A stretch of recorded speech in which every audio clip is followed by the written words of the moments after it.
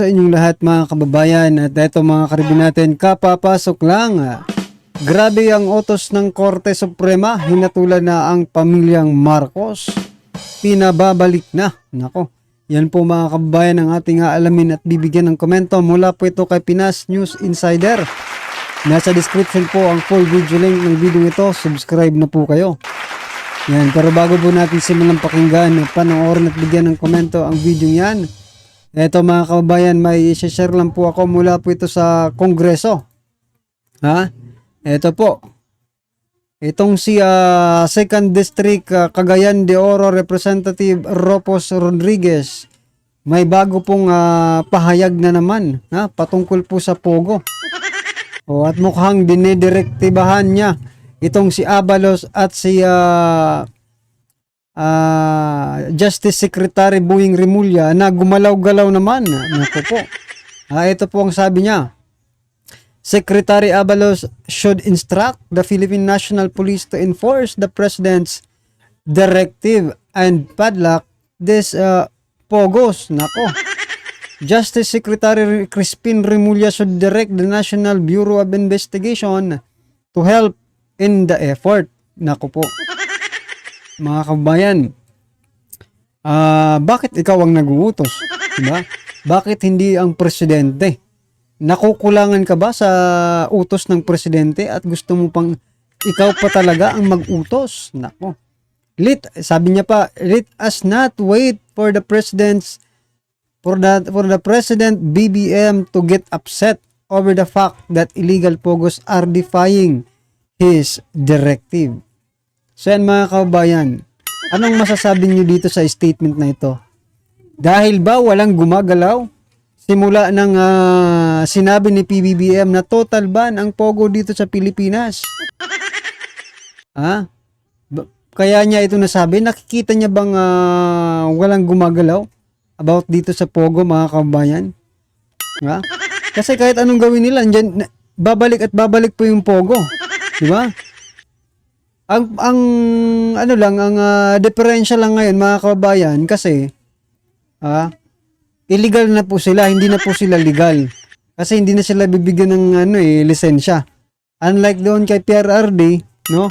Na nakikinabang po ang gobyerno. Ngayon po mga kababayan, wala na pong pakinabang ang gobyerno dito sa mga pogong ito, pero continuous yung kanilang operation.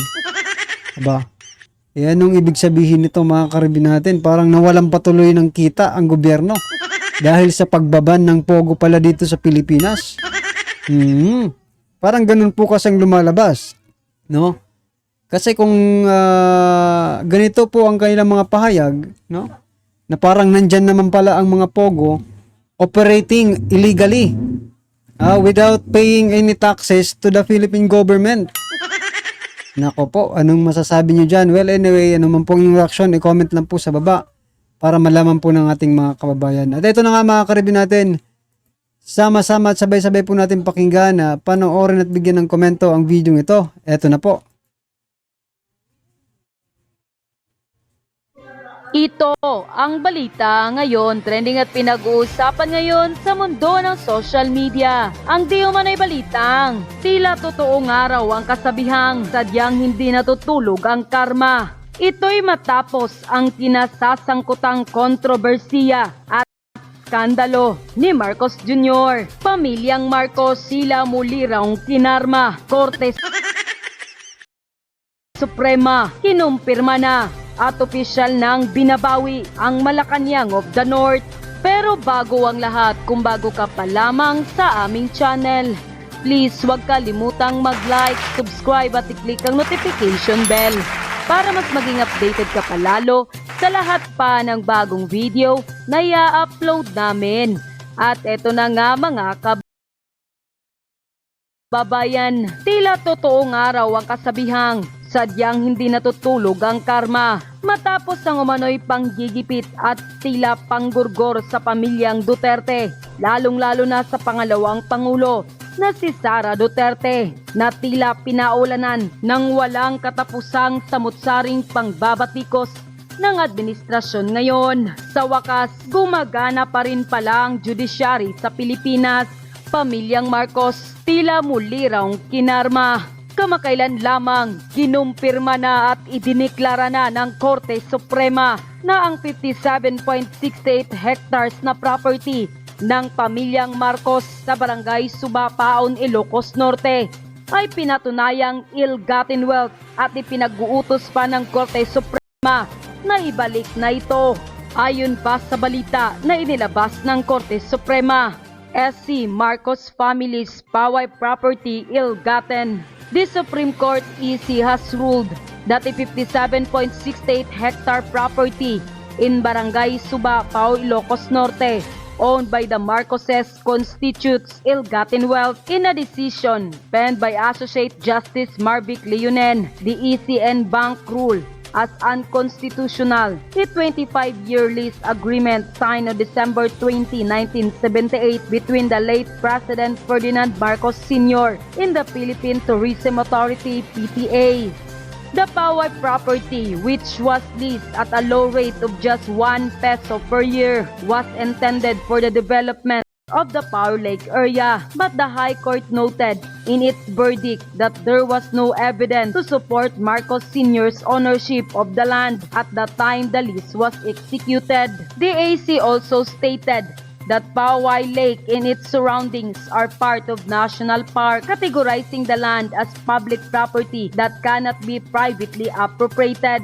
The ruling further said that despite the issuance of Presidential Decree number 1554 that opened the land for acquisition, no documentation exists providing that the property was transferred to Marcos Sr. before the 1978 lease agreement. As a result, the AC declared that Marcos Sr. had no authority to lease the land, making the contract invalid, Leonen wrote in his decision. The High Court also said that the contract included provision stating that ownership of any improvement made during the lease would revert to Marcos Sr. upon its termination. This arrangement was found to violate the constitutional prohibition against a president holding any financial interest in a government contract as outlined in both the 1973 and 1987 Constitution. The AC said the AC does order that the property be returned to the state with exemption for portion now covered by free patents. Unquote.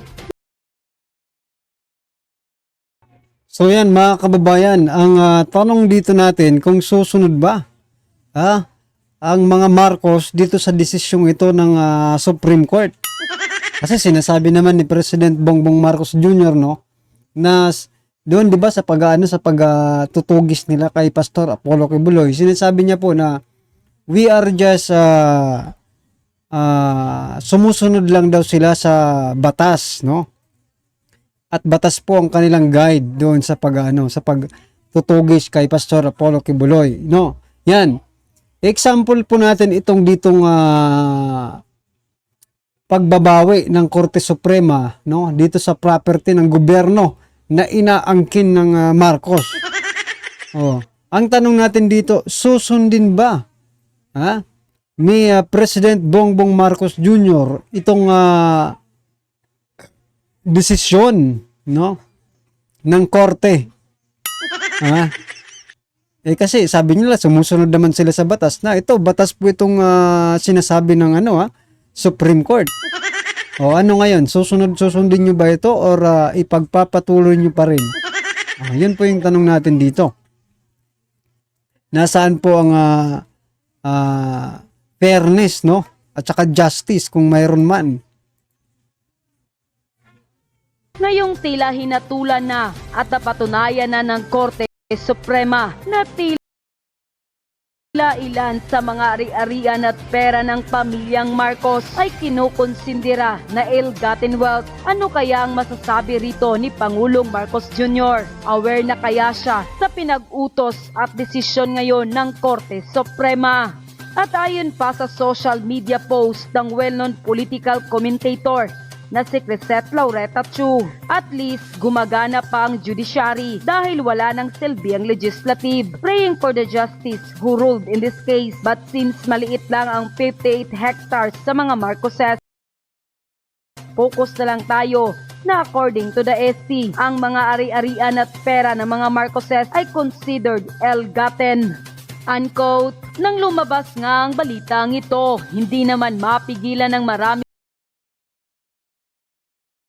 sa ating mga kababayan na magbigay ng kanilang hinaing at komento sa mundo ng social media. At ayon pa sa kanila, ay salute UAC, ituloy mo, di ba hindi pa sila nagbayad ng tax? Akala nila forever ang power, karma is real or digital, di ba nakasaad sa Bible?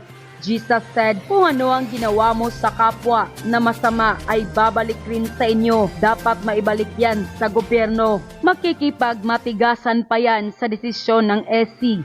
Lalo na silang nakaupo ngayon. Paiikuti nila yan para di makuha. Sila ngayon ang batas. Kita nyo nga ang TPO ng korte sa KOGC. Hindi sinunod, kakasuhan pa ang judge na nagbigay ng TPO. Wala ngayong batas-batas dahil sila ngayon ang batas. Sana lahat ng mga ill-gotten wealth ay ibigay lahat sa mga Pilipino. Sa kahirapan na dinaranas na pagwawalang bahala ni PBBM, ulang pa ang mga iyan para maging kapalit sa mga trauma na dinanas nila sa kanyang admin. May God bless the Philippines. Sooner or later, everything has to come to an end. Nako, meron pa palang matapang na nasa Supreme Court. Akala ko nabayaran na lahat. Justice for our kababayan. Thank you sa judge na yan. Sa tapang sir. Sana hindi ka gawa ng masama. Unquote. Magandang araw sa inyo mga banateros, at ito na naman si Banat Bay. Pag-usapan lamang po natin itong si Mayor Goa at itong picture na ito.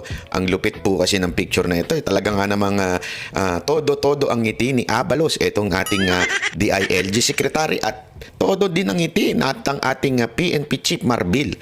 Siya ho ang pinuno ng PNP. Ganyan ho.